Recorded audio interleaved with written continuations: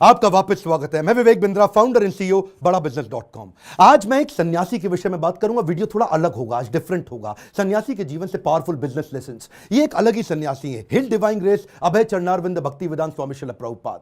कौन है श्रील प्रभुपाद? ये इस्कॉन के फाउंडर आचार्य हैं। इस्कॉन का नाम तो लगभग पूरी दुनिया ने सुना है, इनका नाम कम लोगों ने सुना है। स्वामी विवेकानंद को तो लोग जानते हैं, लेकिन इनके बारे में कम जानते हैं। आज कुछ ऐसी अद्भुत बातें बताऊंगा, वीडियो से नजर मत हिला दीजिएगा। श्रील प्रभुपाद से आप दुनिया भर के सारे बिजनेस लेसन सीख सकते हैं। आप पंक्चुअलिटी सीखना चाहते हैं, टाइम मैनेजमेंट, लीडरशिप को कैसे तैयार करें, एक इंस्टीट्यूशन को कैसे स्केल करें, बिना पैसे के एक ऑर्गेनाइजेशन को कैसे बिल्ड करें, सस्टेनेबिलिटी कैसे लाएं, प्रोसेस कैसे लेके आए, पीपल स्किल क्या होते हैं, रैपिड एक्सपेंशन, ग्रोथ, स्पीड, ये कैसे आता है। बंगाल में इनका जन्म हुआ था 1896 के अंदर, और इनकी माता का देहांत हो गया था जब ये 14 साल के थे, 1910 में।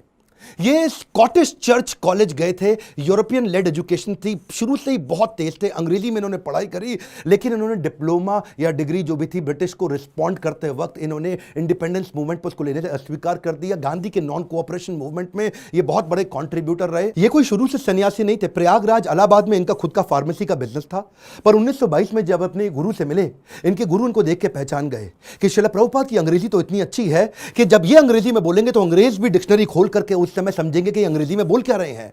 तभी इन्होंने प्रभुपाद को एक आदेश दिया, क्या तुम मेरे लिए एक काम कर सकते हो? तुम्हारे को शास्त्रों में मन भी लगता है और अंग्रेजी भी अच्छी है, तुम भगवत गीता के ज्ञान को अंग्रेजी भाषा में पूरी दुनिया तक पहुंचाओ, क्योंकि हमारे शास्त्रों को दुनिया में कोई नहीं लेके जा रहा, दुनिया की किताबें हमारे देश में आ रही हैं। श्रील प्रभुपाद ने उनकी इंस्ट्रक्शन को दिल से लगा लिया। गुरु मुख पद्मा वाक्या चित्ते कौरिया ऐक्या, के गुरु के मुख से निकले हुए वाक्यों को चित्त के साथ एक कर लो। अंग्रेजी में भगवत गीता को ट्रांसलेट करना शुरू कर दिया। बैक टू गॉडेड किताब लिखते, भगवत गीता को ट्रांसलेट करते। लैपटॉप टाइपराइटर नहीं हुआ करता था, कंप्यूटर नहीं होता था, मैनुअली लिखते थे। एक साल लगा करके इन्होंने कई पेजेस के अंदर भर करके भगवत गीता को ट्रांसलेट किया। एक दिन फैक्ट्री से वापस आ रहे थे, अपने घर पहुंचे। जब घर पहुंचे तो ढूंढने लगे कागज कहां हैं सारे। इतनी मेहनत की, कागज इनको मिल नहीं रहे थे, बड़े परेशान थे उस समय। अपनी धर्मपत्नी से पूछा कि वो कहां है जो मैंने भगवत गीता ट्रांसलेट करी। तो अचानक इनकी पत्नी ने जो बोला, इनके होश उड़ गए। इनकी पत्नी ने कहा, वो सारे तो मैंने कबाड़ी को बेच दिए। बोलो क्यों बेचे? बोला उसके बदले में मैंने चाय खरीद ली, अंग्रेजों ने बताया चाय पीनी चाहिए। प्रभुपाद को बहुत बुरा लगा। अचानक प्रभुपाद ने उनसे पूछ लिया, टी और मी? इनकी पत्नी ने बोल दिया टी। उस दिन उन्होंने अपना घर छोड़ दिया, संन्यास लेने की तैयारी करी।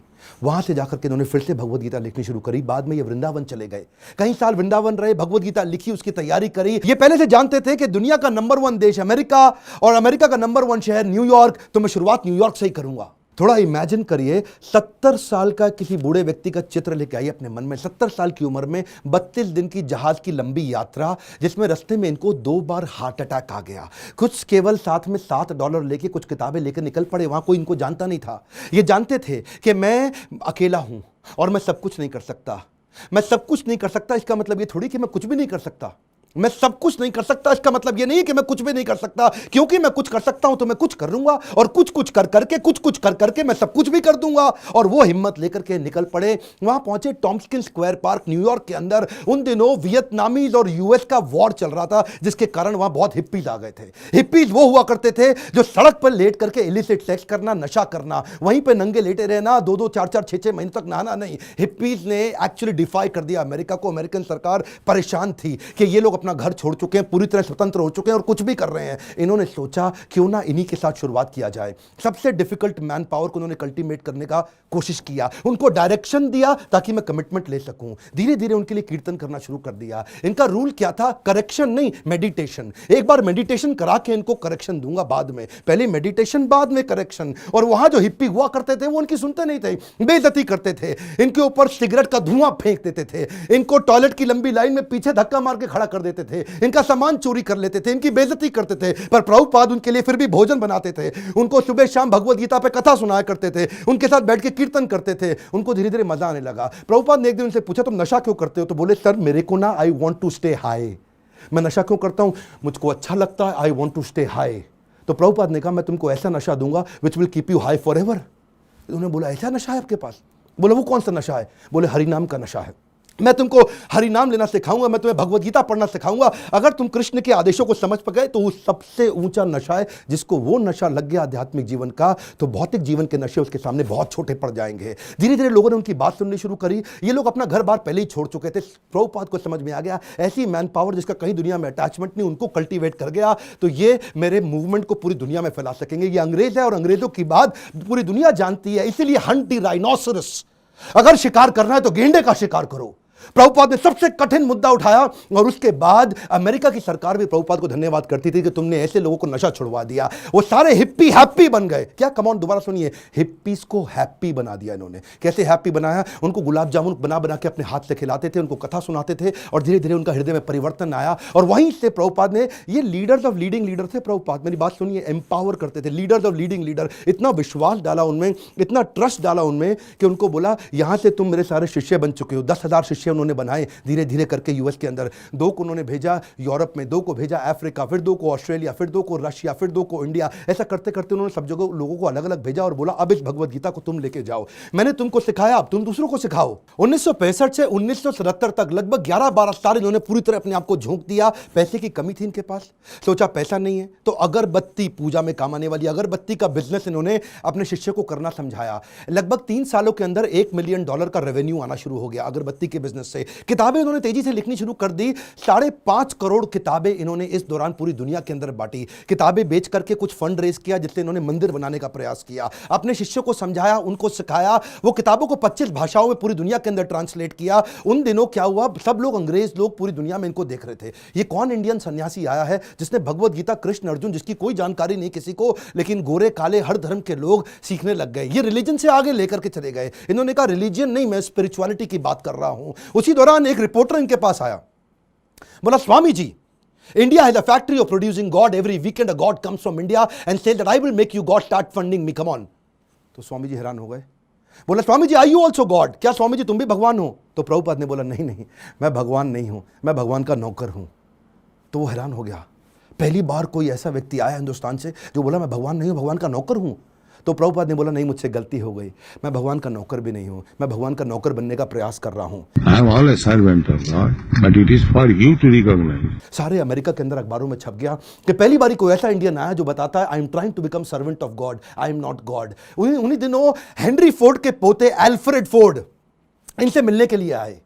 हेनरी फोर्ड का नाम बहुत हुआ करता था पृथ्वी के अंदर। प्रभुपाद कम बोलते थे, लिमिटेड बोलते थे। जब एल्फ्रेड फोर्ड इनसे मिलने आए तो प्रभुपाद ने केवल उनसे एक ही क्वेश्चन पूछा, where is Henry Ford now? अब हेनरी फोर्ड जीवित नहीं थे, बस केवल उनकी आंखों में आंख डाल के प्रश्न पूछा।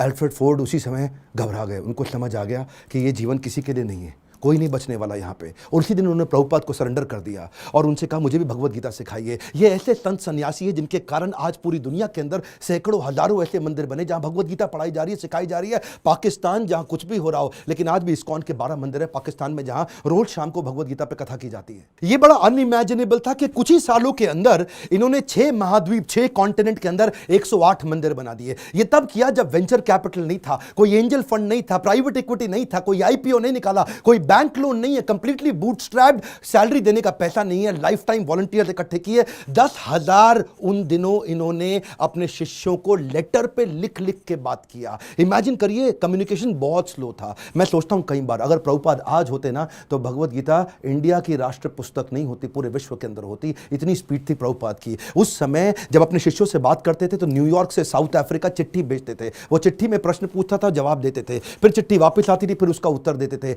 इमेजिन करिए 10,000 ऐसे लेटर लिखे इन्होंने, कितना समय की कमी रहा होगा। इनके इतने सारे philosophical issues, managerial issues, personal issues, professional issues, सब पे गाइड किया करते थे। व्हाट्सएप नहीं था, कम्युनिकेशन नहीं था, वहां पे फ्लाइट तेज नहीं जाती थी। बावजूद उसके इन्होंने 12 साल के अंदर 15 बार पूरी पृथ्वी का भ्रमण किया। एक बात समझिए, sales is not about selling, it is about building trust in education. Building trust in education.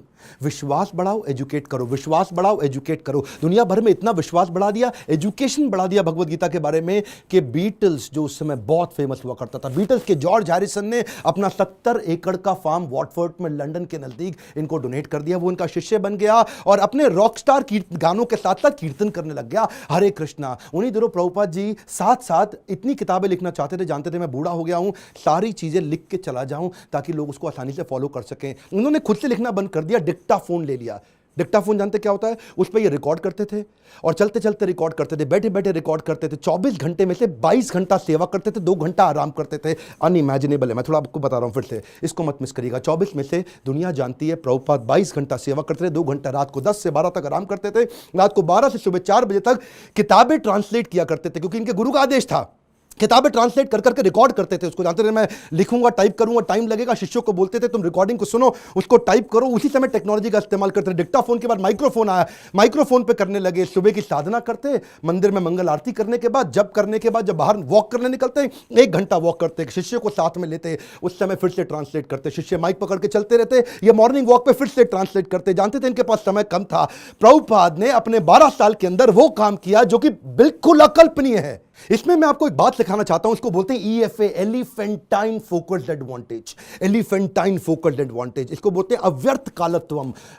Sanskrit का शब्द है अव्यर्थ कालत्वम, यानी कि इतना सा भी समय वेस्ट नहीं करना, ऑब्सेसिव अटेंशन टू डिटेल। और इसको क्या कहते हैं OAD, obsessive attention to detail. हाथी के बराबर हाथी शब्द इस्तेमाल किया गया, एलिफेंटाइन फोकस, क्योंकि लगना चाहिए आपको बहुत भयंकर फोकस है ये। मेरा एक दोस्त है, वो मुझे क्या कहता है कि यार विवेक, मेरे को 12 साल लग गए एक फैक्ट्री को 2 फैक्ट्री बनाने में। सुनिएगा, 12 साल लगे एक फैक्ट्री को 2 फैक्ट्री बनाने में, जिसमें मैंने बहुत पैसा लगाया। प्रभुपाद बिना पैसे के एक मंदिर को 108 मंदिर बना दिया 12 साल के अंदर। ये किया कैसे? बिना तनख्वाह दिए। मैं इतनी तनख्वाह दे रहा हूं, लोग काम नहीं कर रहे, ये बिना तनख्वाह के लोगों से इतना काम करा लेते हैं। इसी को बोलते हैं कि वैकुंठ से जब व्यक्ति आता है और ऐसी लीडरशिप बिल्ड करता है, ऐसी लीडरशिप वाला व्यक्ति इतना एम्पावर कर देगा कि एक ऑर्डिनरी आदमी से एक्स्ट्रा ऑर्डिनरी काम करा जाएगा। जब जेब में पैसा हो तो स्पीड आ जाती है। सुनिएगा ध्यान से, जब जेब में पैसा हो तो स्पीड तो आ ही जाती है, लेकिन प्रभुपाद की जेब में पैसा नहीं था। ये थोड़ा सा अनइमेजिनेबल केस स्टडी है कि लो कॉस्ट हाई स्पीड। सुनिएगा ध्यान से, बिना पैसा लगाए लो कॉस्ट पे हाई स्पीड कैसे बिल्ड करें? इसका तरीका क्या है? अर्जेंसी और पीपल स्किल। प्रभुपाद अद्भुत व्यक्ति थे। अर्जेंसी और पीपल स्किल। शिष्य तंग करते थे, शिष्य गलतियां करते थे, प्रभुपाद टॉलरेट करते थे पीपल स्किल के साथ में। शिष्य इनको बहुत दुखी करते थे, प्रभुपाद टॉलरेट करते थे पीपल स्किल के साथ में। स्पीड बनाए रखी पीपल स्किल के साथ में। लोग दुखी भी नहीं होते थे, स्ट्रेस भी नहीं होते थे, क्योंकि प्रभुपाद प्रेम इतना देते थे। उनका प्रेम एक समुद्र की तरह था। श्री गुरु करुणा सिंधु, ऐसा करुणा का सिंधु सागर थे ये। इन्होंने एक बार जब ये अपने शिष्यों को लेकर के रथ यात्रा ज्वाइन करने गए जगन्नाथपुरी के अंदर, तो वहां पे मंदिर के अंदर अंग्रेजों को जाना मना है। हिंदू मंदिर है, वो कहते हैं अंग्रेज को, लोगों को हम नहीं क्रिश्चियंस को अंदर जाने देंगे। प्रभुपाद ने बोला अगर तुम मुझे जगन्नाथ जी के दर्शन करने नहीं जाने दोगे, मैं जगन्नाथ जी को पूरी दुनिया में ले जाऊंगा। उसके बाद उन्होंने रथ यात्रा करनी शुरू करी और वहां से पूरी दुनिया में रथ यात्रा का प्रचलन चालू हो गया। प्रभुपाद वो पहले व्यक्ति थे जिन्होंने आज पूरी पृथ्वी पर रथ यात्रा और जगन्नाथ जी के दर्शन कराने शुरू किए। यहां पे ये रुके नहीं, इसके बाद उन्होंने सोशल और चैरिटेबल काम भी किए। World largest vegetarian food relief programme शुरू किया जिसका नाम है फूड फॉर लाइफ।